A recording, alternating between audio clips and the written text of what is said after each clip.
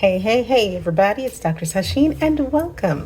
If you're new to this channel, it's Women in Transition. I am Dr. Sasheen, and I talk to you being Gen X women of a certain age, who are in the transition era of your life, looking forward, contemplating what's behind you, and looking to get through the transition with as much peace as possible, because here we celebrate the rules. Welcome back. We are talking today about why you need to stop looking backward at what has happened and reimagining what could have been or imagining what could have been and look forward to what's coming. So it's been one of those interesting periods of life, right? So much of what the narrative of our midlife is usually about just kind of muddling through and introspection, and there might be a midlife crisis or two. I don't actually call these a midlife crisis. I call them an awakening point where the things that used to be relevant and important just aren't anymore. It's not a crisis. It's time to do something different. But what I wanted to focus on in this video is how much the navel gazing of looking at the past is actually hindering what's coming down the turnpike. So if you follow my channel, you know that I am get your passport, drink your water, start thinking about life outside of the current narrative that you're existing in, because it doesn't have to be this way. Part of that current narrative existence is reconciling the fact that the past is the past. There's not much to be done in terms of redoing it. And so instead of trying to focus on how to not do the same thing that you've been doing, why not simply focus on what you're doing now that works for you? So for example, I am preaching right now, and I'm about to start the Path to Reimagine Your Life series. And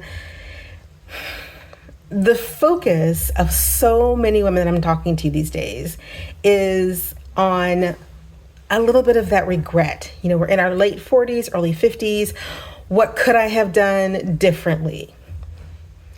I'm not going to lie to you. You probably could have done a lot of things differently. We all could have done a lot of things differently. In fact, I'm not going to say you shouldn't wish you had done some things differently, because that would not be accurate.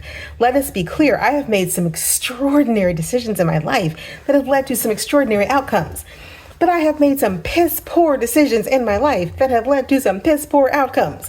So it is foolish to say, well, but if you had never made those piss poor decisions, your life wouldn't be as good. How do you know? How does anybody know that? I have a really great friend. In fact, I would call her one of my best friends. We've been friends for years. And she is really good at reminding me at pivotal points in my life that this outcome that you got here, it could have come in many different ways.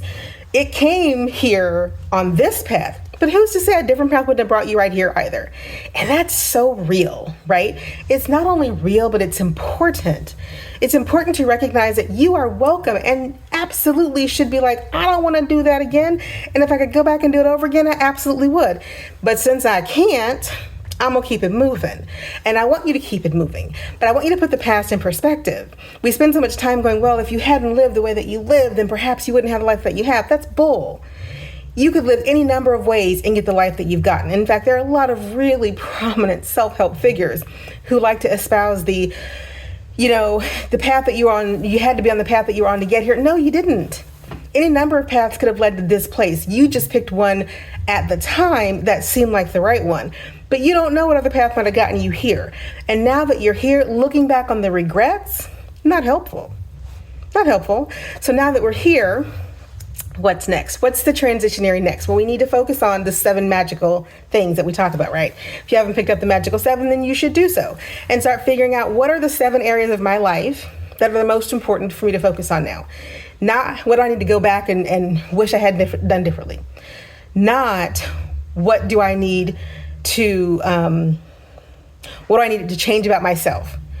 Perhaps we should, instead of worrying about what you need to change, how about you just look at what's working? How about we look at what are the places in my life that are working, and I'm going to go lean into that work. Lean into that work, because the other stuff will fall away if we lean into what's working. So for example, if you are really knocking it out of the park with your health and your wellness, but your spirituality is, your spiritual walk, And I don't care if you're an atheist or not. We all have some kind of spiritual walk. I didn't say religious.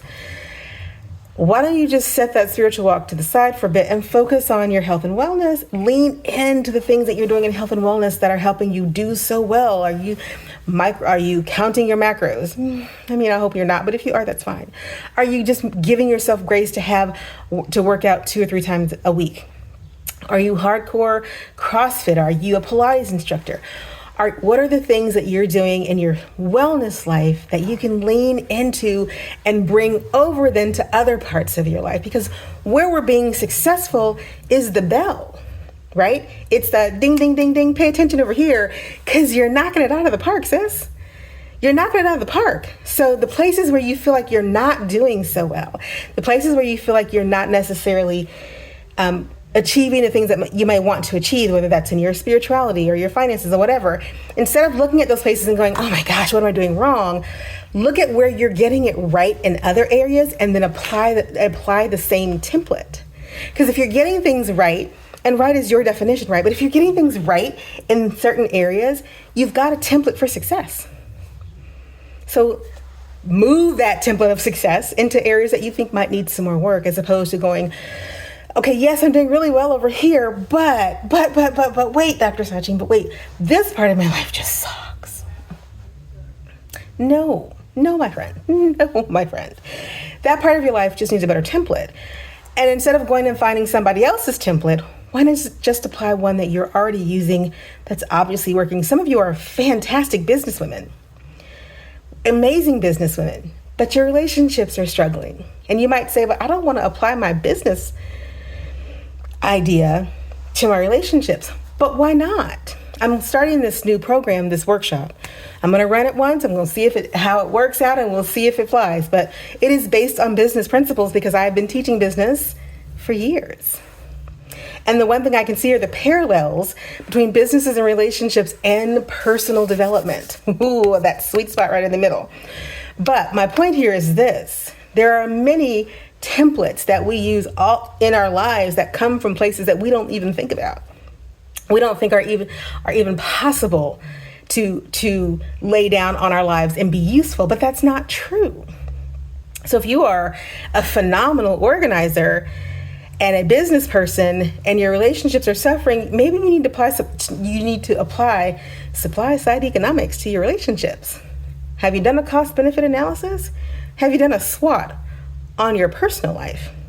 Because that might tell you some things about your personal life in an objective way that will help you make some decisions that will take that personal life to the successful place that you want it.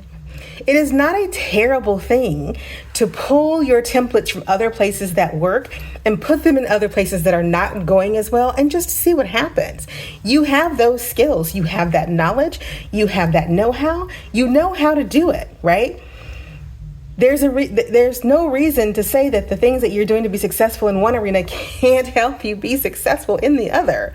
If you're really rocking your parenting because you've got kids and they're doing well because you've got these systems in place that work for your kids, but your business is suffering, put the same systems that you've got in place that are rocking your household into your business and let it help your business. Because I guarantee you that when you start to look around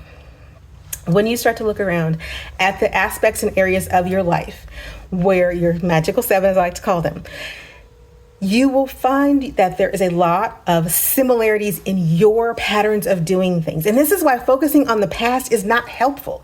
You need to focus on what you're doing now, because what you're doing now is making your life work now. And focusing on the past or what you could have done or what you should have done or what you might have done detracts from the fact that you're here now.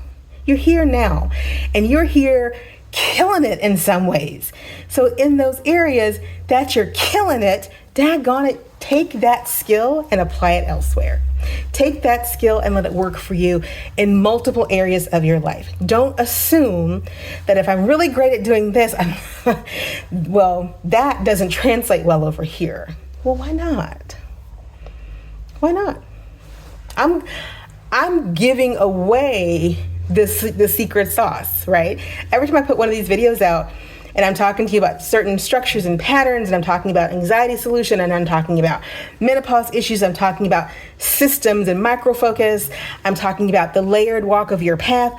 I'm giving you all the sauce that I have bring to the table in this point of my life.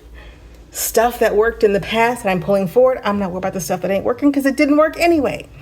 I'm giving you the sauce so that you don't have to reinvent the wheel. But I'm also trying to get you to see that you have the sauce and that you don't need to try to reinvent the wheel either. Maybe you're one of the 106,000 Black women who lost their jobs last month. And you're looking around going, didn't necessarily see that coming. But now what do I do? You sit down and you take what made you fantastic at your job, because we know why you got fired. You don't have to tell us.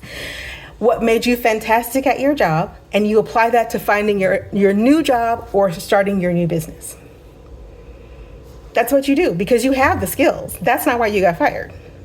So if you are at a transition period in your life, and most of us are, if you're Gen X, you're in the years between late 40s, mid 50s, where a lot of questions that we thought were put to bed are resurfacing. But the way that we are going to answer those questions is very different. We don't need to dig backwards into the past to things we wish we could have done differently. We simply mine the past for where we succeeded. That's it. We take the successes and leave the rest. And then we look around at the present and go, and where am I succeeding now? Where am I meeting my definition of success today? We marry the two successes together for the future action, right? We don't marry the past rejections or disappointments with future success, with present success, because then we're splitting the baby. And who wants to split the baby? You marry your past successes with your present successes, creating a template for success that will lead you to the future. And in doing so, we will get through the transition even better than our predecessors, because they didn't have all the things that we have now. They didn't have some of the opportunities that we have now, some of the luxuries that we have now. They didn't know the things that we know now. And the generations coming behind us are going to know things in a totally different way. That's why I want to make sure that the Gen X women don't get lost, because we're that lost generation. Don't get lost thinking, what could have been? Who gives a shit about what could have been? What is what's important. What's coming, even more important, because we're trying to get there, right? We're trying to make it a point to get to the other side of this transitionary period, which will end about the time that we all decide we're done. We're done. But until then, we want our transition to look as successful, as wonderful, as powerful as possible. To do that, we need to marry the successes of the past with the successes of the present and create a roadmap for our successes in the future. Let me know what you're working on this week. Let me know how you're feeling. If you got laid off, we're here for you. If you're working in a job that you can see the handwriting on the wall, we're here for you. If work is going well, but other areas are not, can you see where your templates of good, where your templates of success are working? Can you see those templates and think, I bet you if I did this over here, I'm gonna run the experiment and see what happens. Are there places where you can see that you can do that? And then maybe chart a little progress and keep track of things and see if maybe just the minor, the smallest, the most minuscule adjustment all of a sudden produces exponential success. I cannot wait for us all to be through the transitionary period into our next best thing, right? Because that's the part about transitions. They don't last forever. We're working to get our lives to their next best chapter. Hopefully the one where we are drinking sangrias and dancing beautiful salsa on the beach somewhere, or whatever your version of the next iteration of your life is. But to get there, we're gonna have to do some work. And we are here to work together. So that's Dr. Sasheen for the moment.